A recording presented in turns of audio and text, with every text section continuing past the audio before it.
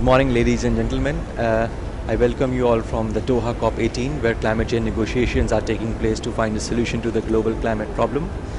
And today we have with us Mr. Alex Gossman. Welcome, sir.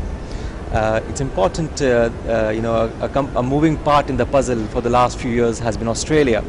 And with Australia finally committing to clean energy legislation in the country and also likely signatory to the Kyoto Protocol in phase 2. It's very exciting what happens in Australia. And today Mr. Alex Gossman, who's quite a senior person and very well versed with what's happening in Australia in the greenhouse gas markets, he's here with us, and he will like to brief us on what's happening. Good morning, Alex. Good morning, Nitin. And do you want some background? And so, Alex, I wanted to ask you currently, what's your organization doing, and how do what's your relation to the entire climate change problem? Okay, well, the organisation I'm the CEO of is the Australian Industry Greenhouse Network, and we represent about 50 companies and industry associations. We're Canberra-based, and our members collectively represent about 75% of Australia's emissions. So obviously over the last 20 years that we've been around, we've had a strong interest in climate change policy. And until recently, most of that was focused on policy. It's, as you just mentioned, we now have clean energy legislation, so a lot of our members are also interested in detail around the implementation of the new policy, and in particular the imposition of a carbon tax that came into force on the 1st of July this year. So going forward, we have an interest in both policy and implementation. And in coming to COP, we're particularly interested in seeing what other countries are doing, because one of our key philosophies is that we don't want Australia to be alone in what actions we're taking. We do want to see other countries signing on and entering into emission trading schemes. That sounds like a good platform to be in, because there are so many people associated with you. Can you actually tell us some of the name of the firms which are actually part of your coalition?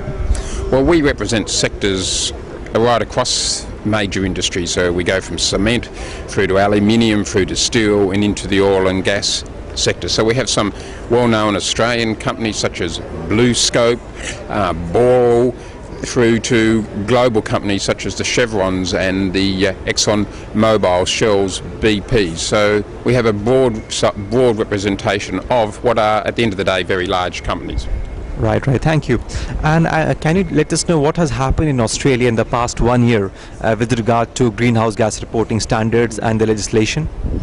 Well, probably the biggest issue is we had an election 2 years ago where we ended up with a minority government, and they went into a coalition with the Greens Party, and that has led to the introduction of a carbon tax from the 1st of July this year, and a whole package of legislation, the clean energy legislation. So most of the activity this year leading up to the 1st of July was around getting the reporting mechanisms into place.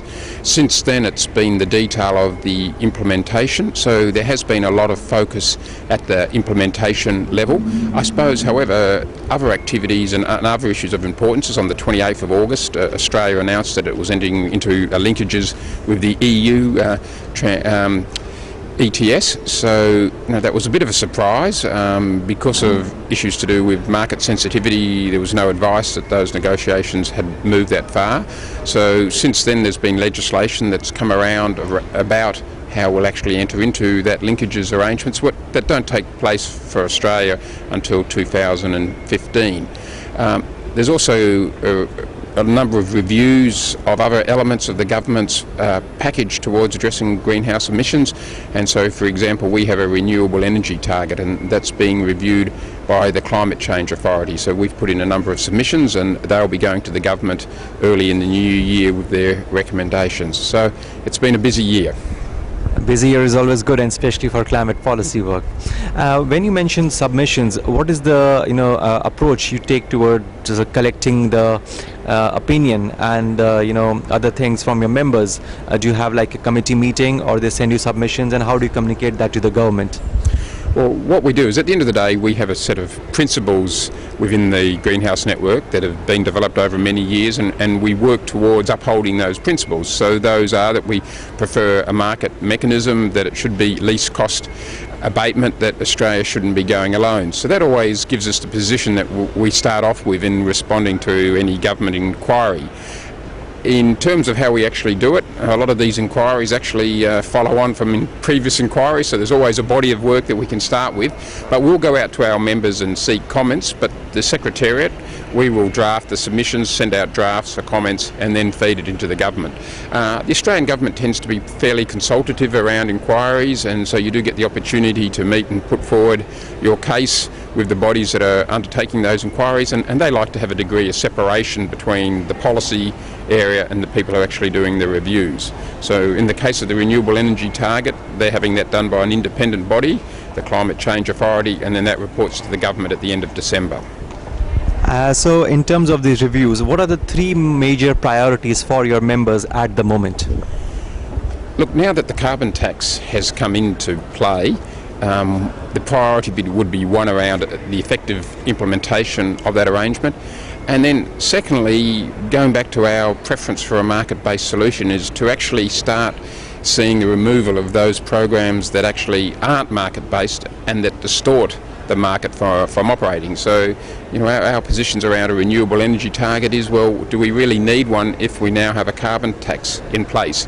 A major body of work that the government's doing, recognising Australia as a federation of a commonwealth and states, is there's a lot of measures in place at the state-based levels. Should those measures be removed in favour of a single national scheme, the carbon tax? So again, we're contributing into some of those reviews, and then at any time we'll get specific issues will come up around legislation and so on.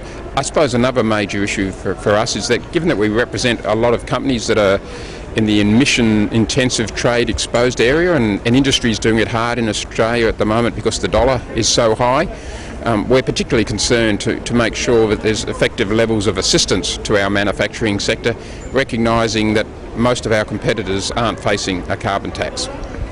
Thanks a lot.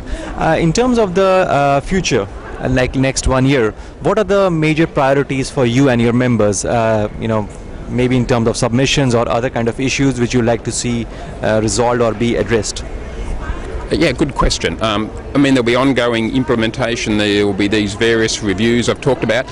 I suppose the biggest issue for us is that within the next year in Australia we'll be having an election at the federal level, and we have a stark difference in policy towards climate change between the two major political parties. The existing government has the carbon tax, and the opposition has spoken that it will repeal the carbon tax and replace it with a program they call direct action. So a lot of our work will actually be providing input based on our principles, not lobbying. We're not a lobbying organisation, but just providing principled input into both the government and the opposition around the policies that they will take towards the next election. And it will be a difficult environment for industry, because the last thing we want is uncertainty, and because of that difference in policy approaches, there is considerable uncertainty about what the environment might be like in 1 or 2 years. Right. Okay. Now let's focus towards the global climate scene. What brings you to Doha, and what are your expectations from Doha? That's a good question. I've only been in the position for 4 months, and so this is my first UNFCCC meeting. It's hard to say what my expectations were. I'd heard a lot about the bureaucratic processes, and I think I've certainly seen some of that. It's also, I find, because there's so much going on and you're actually in the body of the beast, to actually be able to step back and understand where the various key working groups are up to and what the overall progress is, it's quite difficult. But I suppose why I'm here to hear the positions of what the Australian government might be taking on issues that are of particular interest to our members, and then to provide input on issues, and some issues have come up, from our members to the Australian negotiating team, so that we hope that the Australian negotiation team are taking forward positions consistent with the best interests of our members. Are there any particular issues which you can highlight to our audience for which the Australian government has asked your input upon? Look, we've been involved in quite a number of briefings in the lead up to Doha, and I think there's quite a degree of similarity in the positions that we have and that the Australian government take forward, and that relates to seeing other countries taking action, and we're certainly pressing the government around maintaining that approach, and for Australia not to enter into any huge commitments over and above what it's already entered into if other countries aren't making similar levels of commitments. Thanks a lot, Alex, for this comprehensive, overview of the Australian as well as what your expectations are in the Doha Climate COP. Thanks a lot for your time, and we hope we can be in touch in future regarding some other issues which our audience may like to know about. Thank you very much. My